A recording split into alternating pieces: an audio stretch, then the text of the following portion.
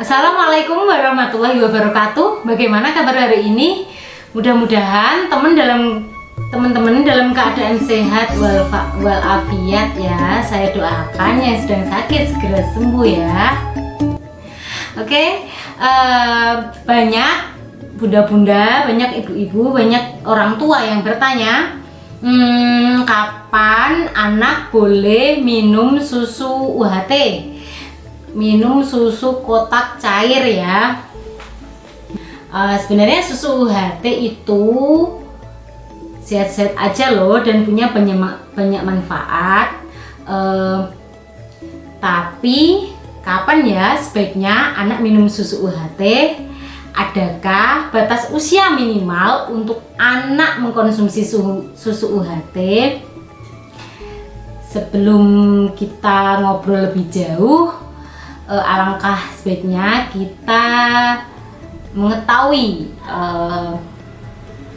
definisi susu dan lain sebagainya.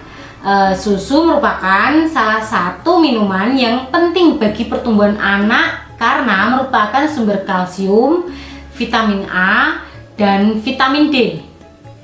Salah satu jenis susu yang sering dikonsumsi adalah susu sapi utuh yang bisa ditemukan dalam bentuk UHT maupun pasteurisasi. Selain susu yang sudah diolah, ada juga susu sapi utuh yang mentah atau belum diolah dengan pasteurisasi maupun UHT. Namun susu sapi mentah ini tidak direkomendasikan untuk dikonsumsi karena mengandung kuman yang berbahaya bagi anak-anak. Susu UHT untuk anak biasanya lebih digemari karena praktis dan tidak perlu disimpan di lemari es.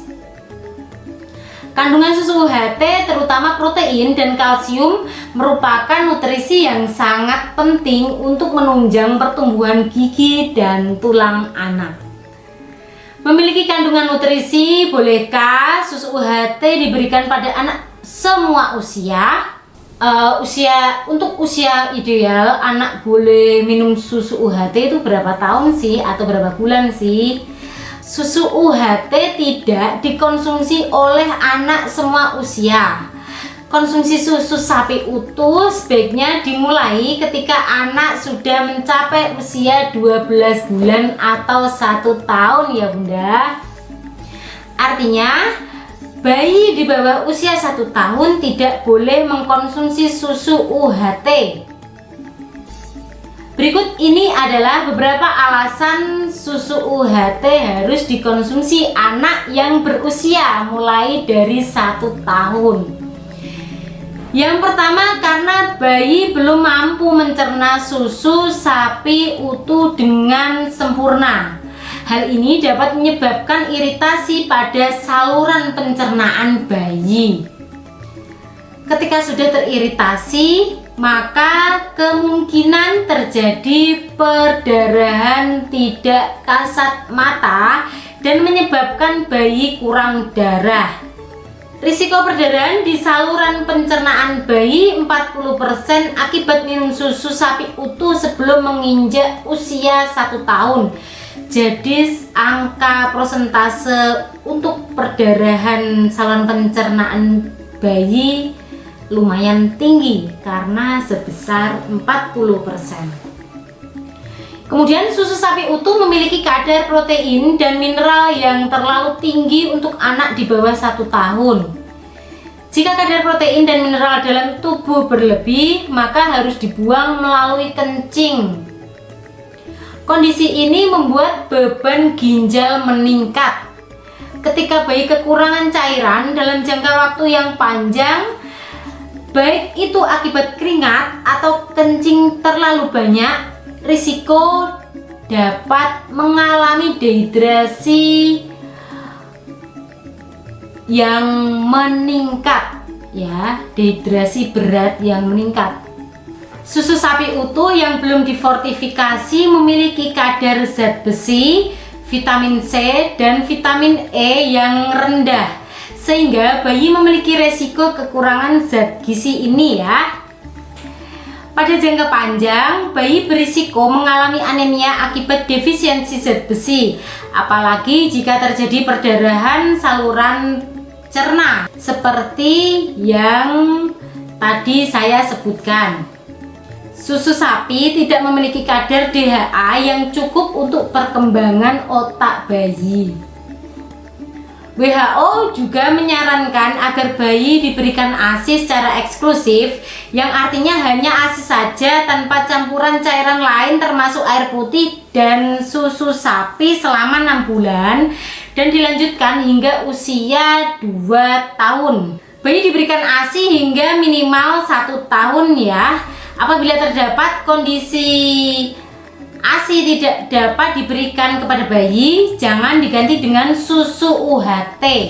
Pengganti ASI yang baik adalah susu formula karena memiliki kadar protein dan mineral yang sudah disesuaikan dengan kemampuan fungsi organ dan kebutuhan bayi. Meskipun tidak dianjurkan untuk anak di bawah 1 tahun, susu UHT masih bisa digunakan untuk campuran MPASI. Produk turunan susu seperti keju dan yogurt juga boleh diberikan. Perhatikan ini sebelum memberi susu UHT untuk anak ya. Susu UHT di pasaran terdiri dari 3 jenis. Yang pertama, susu full cream atau whole fat memiliki kadar lemak lebih dari 3,25%. Yang kedua adalah susu low fat atau rendah lemak, memiliki kadar lemak 0,5 sampai 3,25%. Selanjutnya yang ketiga adalah susu skim, memiliki kadar lemak 0 sampai 0,5%. Ketiga jenis susu ini berbeda kadar lemaknya, namun memiliki kadar protein dan mineral lainnya yang sama. Bagaimana memilih jenis susu UHT yang tepat untuk anak? Untuk anak usia 1 sampai 2 tahun, usia ini adalah periode emas pembentukan otak, sehingga lemak pun sangat dibutuhkan. Oleh karena itu, agar pemberian susu UHT pada usia ini adalah dalam bentuk whole fat atau full cream untuk mencukupi kebutuhan lemak anak. Pemberian susu rendah lemak pada usia dini justru malah meningkatkan risiko obesitas dan penyakit jantung pada dewasanya kelak. Jumlah yang direkomendasikan adalah 2-3 gelas sehari atau 500-750 ml sehari. Pada anak usia 2-5 tahun, pada usia ini lemak masih menjadi zat gizi yang penting untuk pertumbuhan anak-anak, namun sudah harus dibatasi ya.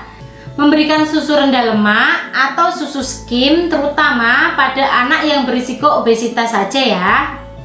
Jumlah yang direkomendasikan adalah 2-2,5 gelas sehari atau sama dengan 500-625 ml sehari. Namun perlu diperhatikan, memilih susu untuk anak pada usia pertumbuhan sangatlah penting, terutama setelah disapih dari ASI. Anak mungkin membutuhkan susu UHT whole fat pada usia 2 tahun ya. Ada pula anak yang membutuhkan susu low fat atau justru susu formula. Hindari juga pemberian susu UHT yang diberi perasa. Ingat, hindari susu UHT yang diberi perasa, karena biasanya mengandung pemanis yang kurang baik untuk anak. Di samping itu, saat sudah terbiasa minum susu beraneka rasa seperti coklat, stroberi, pisang, dan lain sebagainya, kelak anak akan memiliki kebiasaan minum minuman manis. Kondisi ini juga akan berujung pada obesitas atau kegemukan ya. Gimana, masih ragu atau bingung untuk memilihnya? Silahkan komen di bawah jika ada pertanyaan seputar kesehatan atau seputar gizi lainnya ya. Terima kasih yang sudah menonton video ini sampai habis. Don't forget to like, comment, serta bagikan video ini ke sosial media yang teman-teman punya. And finally, wassalamualaikum warahmatullahi wabarakatuh. Sampai ketemu di video saya selanjutnya. Salam sehat, karena sehat adalah gaya hidup. Sampai jumpa.